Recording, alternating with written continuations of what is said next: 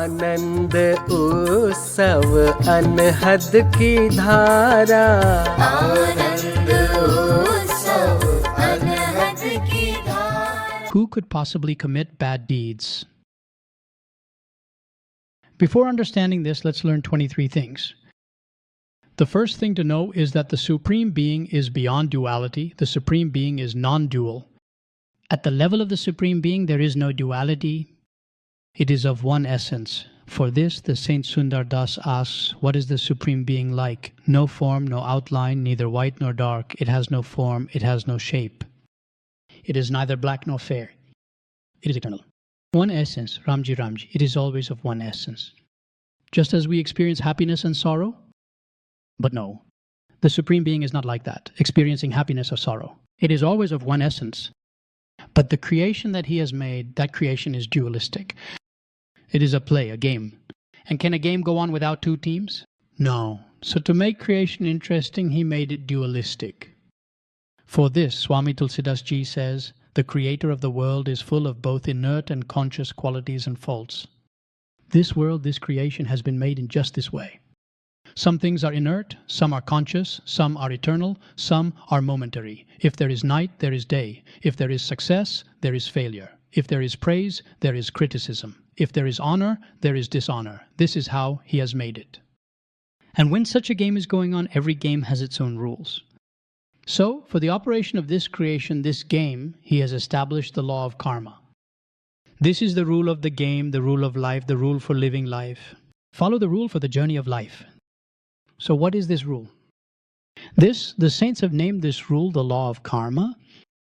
This game of creation that is going on, the rule for its operation is the law of karma, the law of karma. What is it? According to the law of karma, our sages have divided actions into three types. The first is accumulated karma. What is accumulated karma? It is the sum of all the unexperienced actions we have performed from previous births up to now. Because we have performed many actions and we have already experienced the results of many of them. So leave those aside. But there are still many actions that we have been performing from previous births until now, which remain unexperienced. The sum total of those is still called accumulated karma. The second is what is called prarabdha karma. What does prarabdha karma mean? Those actions whose results we are destined to experience in this very life, which are fixed and predetermined, are called prarabdha karma. And the third is kriyamana karma. Kriyamana karma refers to the actions that are being performed in the present moment. These are the actions currently before us, the actions that are ours to perform now. Krishna says, karmanya, that is, the actions being performed right now are our kriyamana karma. This is like a seed. In the future, this will become our accumulated karma. And from this, some will become prarabdha karma. So this is the law of karma. Now, you ask, who commits bad deeds? First, understand what a bad deed is. What is it? And what is a good deed? What are they? What is a good deed and what is a bad deed? The sages have called good and bad deeds as virtuous, punya, and sinful, pap actions. This is the language of the saints. Virtuous deeds mean good actions, sinful deeds mean bad actions. So Vyasamuni, for this it is said, Ashta, the 10 old sayings of Vyasa. The second one, Ashta, as they say, Vyasa says, he says. What did I say in the 18 Puranas? I have only said two things. What is virtuous is to help others. If you do good to others, that is virtue. Helping others is virtue, and causing pain to others is sin. If you have caused someone pain, then that becomes a sin. And in this way you will see that if you act only for your own pleasure, for your own inner happiness, or if you act for the welfare of many, for the benefit of as many people as possible, then that is considered virtue. And then what is sin? You have heard from Vyasa that causing pain to others is sin. So in this way, let me list the main sins, although in reality there are countless sins. Countless virtues as well, but I am talking about the main sins. As Vyasa said, the first point, causing pain to others. If you make someone suffer, if you cause someone distress, that is sin. Similarly, what is the second sin? If you exploit someone, take advantage of their helplessness, that is sin. Third, if you steal, commit robbery, seize someone else's wealth, or kidnap someone. No, these are sins. And then fourth, suicide is a very great sin. Suicide is something that existence does not forgive. And then, what is the next sin? If you cheat someone, if you swindle someone, and you think, oh, that was fun, I fooled someone, but you don't realize what a great sin and karmic bondage you have created for yourself. And then you act dishonestly, you cheat someone. No, this is a very great sin. Then excessive hoarding, just as much as you need, as the saying goes, O Sai, give me only as much so that neither I go hungry, nor anyone who comes to me goes hungry. But there are some people who just keep accumulating, keep hoarding endlessly. Next, when you torment someone, when you trouble someone, that too is a sin. Tulsidas Ji says, Tulsidas, the cry of the poor never goes in vain. Even the breath from a dead animal's skin can turn iron to ashes. Just as you see, in the old days, blacksmiths used animal hides to make bellows, and even iron would be reduced to ashes in them.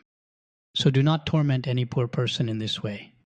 And then the next sin is deceit. Do not deceive anyone, as that too becomes a sin. And then, when you commit violence against someone, when you kill someone, this act of violence is the greatest sin of all. But remember, there are some exceptions to this, like with goats. What are the exceptions? It is about the violence you are committing. If this violence is for everyone, for justice, for self-defense, then it is not a sin. In fact, it becomes a virtue. That is why our sage says this, right? Vedic violence. Violence. What exactly is Vedic violence? Vedic violence is for self-defense, for truth, for justice. This is what Vedic violence means. And this is not a sin. Rather, it becomes a virtue. And what else happens? For example, there is passion. When our soldiers fight wars to protect the nation, that is not a sin, but a virtue. Because they are fighting for self-defense, for the protection of the country, for the welfare of the nation, right? And then for the protection of life, for the protection of your own life. For example, when you eliminate mosquitoes or flies, that is not a sin. Because your intention is not to harm the fly or the mosquito, your intention is self-defense. So you must keep this in mind very carefully. In this way, if you measure by this standard, Lord Ram fought a war, fought a heroic battle, killed Ravan, and killed the demons. Similarly, Lord Krishna participated in the war of Mahabharata and destroyed many demons and evildoers. In the same way, Guru Gobind Singh Ji is a saint soldier. Throughout his life, he had to fight wars. Many people had to die, but this is not a sin. Even this war is not a sin. In fact, this war is a virtue. Now you ask who commits bad deeds. Not just bad, consider both good and bad deeds. Who performs good or bad deeds? I would like to say that whether the deed is good or bad, we are completely free to perform it. It is only we who perform them. Otherwise, we cannot even say that God does everything entirely. We have no connection to it. No, when it comes to performing good or bad deeds, to some extent we are free, but to some extent we are also dependent.